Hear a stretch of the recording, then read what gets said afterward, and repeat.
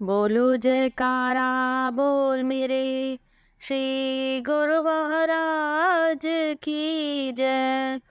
सांचे दरबार की जय। गुरुमुखो, मनुष्य को मालिक ने बुद्धि का रत्न प्रदान किया है तो केवल इसीलिए कि वह असल नकल, सच झूठ और सत असत की पहचान करे। इंसान बाहर की जड़ वस्तुओं की पहचान में लगा हुआ है।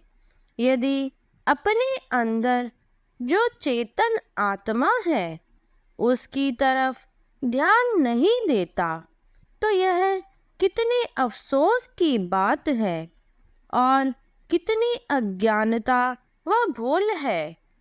जो वस्तु अपने अंदर विद्यमान है, हर समय अपने पास है, उसकी परख और पहचान नहीं करता।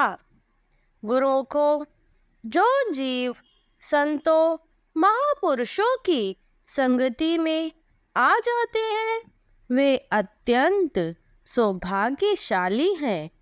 सत्संग में आने से ही रूहानियत की परख होती है, सत असत का ज्ञान मिलता है। यह निरख परख प्रायः संसारियों को नहीं है। उनकी संगति करने से सत असत का ज्ञान प्राप्त नहीं हो सकता। प्रायः संसार यह कहता है कि हमारे दिल में जो इच्छाएं हैं वह सांसारिक वस्तुओं के अभाव के कारण है, इसीलिए वे हर समय संसारी धंधे और कारोबार करते हैं।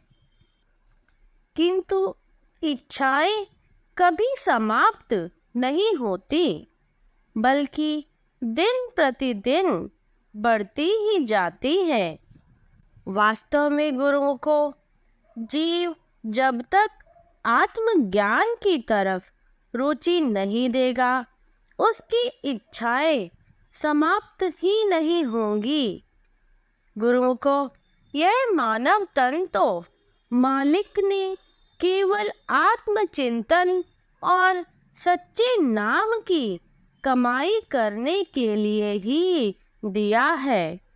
इसीलिए सत्पुरुष फरमाते हैं, यह शरीर अनित्य है और आत्मा नित्य है।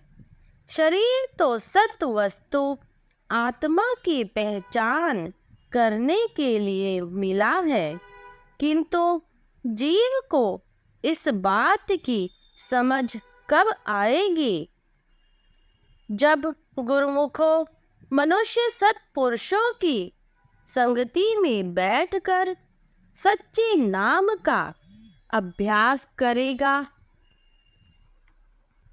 किंतु यह जीव अत्यंत घाटे में जा रहा है और यह घाटा रुपयों पैसों से पूरा नहीं होगा। यदि किसी संसारी वस्तु का घाटा होता तो वह किसी अन्य वस्तु से पूरा कर लिया जाता, लेकिन यह जो कीमती समय मिला है अगर यूं ही संसारी धंधों में निकल गया और जीवात्मा मानुष जन्म से गिरकर नीच योनियों का शिकार हो गया तो इस घाटे का अंदाजा कौन लगा सकता है। इसीलिए गुरुओं को इस नुकसान से बचने के लिए इंसान को नाम और भक्ति की तरफ रुचि देने की बड़ी आवश्यकता है। शरीर से चाहे संसारी कार्य व्यवहार करता रहे, लेकिन अंतर्मन से मालिक के नाम का सुमिरन व ध्यान करता रहे। तब यह जीव संसार में रहता हुआ भी अपने लक्ष्य की पूर्ति कर सकेगा।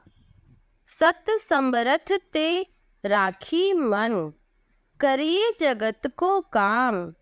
जग जीवन यह मंत्र है, सदा सुख विश्राम। अर्थात यदि इंसान अपने चित्त को मालिक के नाम में लगाए रखे और शरीर से चाहे संसारिक कार्य व्यवहार करे, तो इसे किसी प्रकार की चिंता और गम सता नहीं पाएंगे।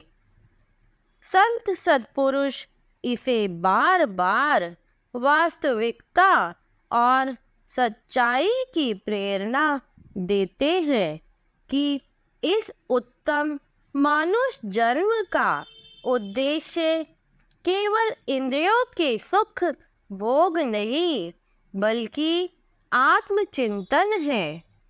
बोलो जयकारा बोल मेरे श्री गुरु महाराज की जय, साचे दरबार की जय। सौभाग्यशाली गुरुओं को आज का यह वीडियो यदि आपको अच्छा लगा हो तो इस वीडियो को लाइक कीजिए और ज़्यादा से ज़्यादा शेयर कीजिए। और यदि आपने अभी तक इस चैनल को सब्सक्राइब नहीं किया है तो प्लीज़ इस चैनल को सब्सक्राइब कीजिए और कमेंट में जय सच्चिदानंद जी ज़रूर लिखिए। जय सच्चिदानंद जी।